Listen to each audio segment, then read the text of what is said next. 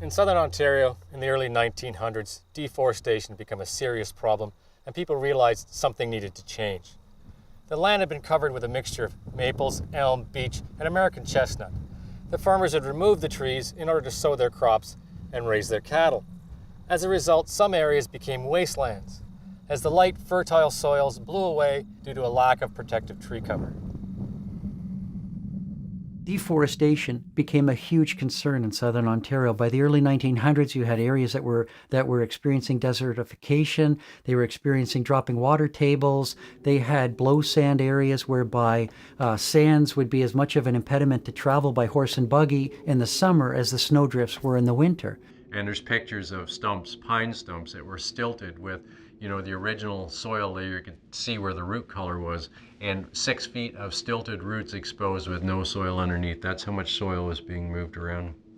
So we went from, a pretty robust primeval forest very quickly into what could be now considered to be a bit of an ecological disaster. The need to protect Ontario's forests was the driving motivation of Edmund Zavitz, a trained forester who would later become Ontario's first chief forester. Through his efforts, the first tree nursery was established in southern Ontario. Seeds were gathered, small seedlings were planted, and a whole reforestation program was launched to try and stabilize these wastelands.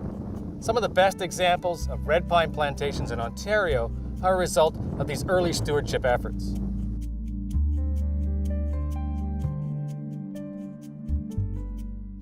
In the first decades of the 20th century, Canada's economy experienced a sustained economic expansion.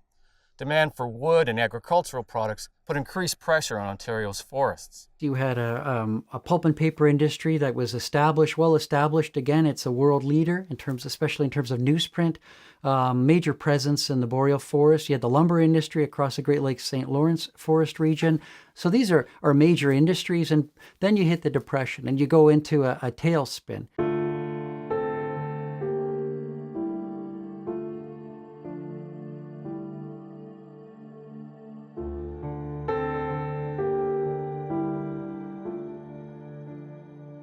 During the Depression years in Renfrew County, the sawmills were one of the only sources of paid work for people of the region. At the time, the Shaws were fortunate to get a big contract with the Bell Telephone Company for the delivery of poles, needed to supply a growing number of households. To this day, that contract remains a big part of their operation. Like the Shaws, the McRaes have weathered both good and bad times. I think that's one of the things I've always been pretty proud about our family history, is that we've weathered depressions and recessions, world wars, up and down market prices, and a variety of other external factors, but we've managed to stay true to our passion, which is sustainable forestry.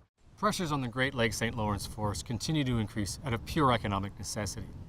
When it came down to a choice of saving the woodlot or cutting and selling the timber to feed your family, the choice was simple. By the late 1930s, land clearances in the southern counties of eastern Ontario had reached almost 100%.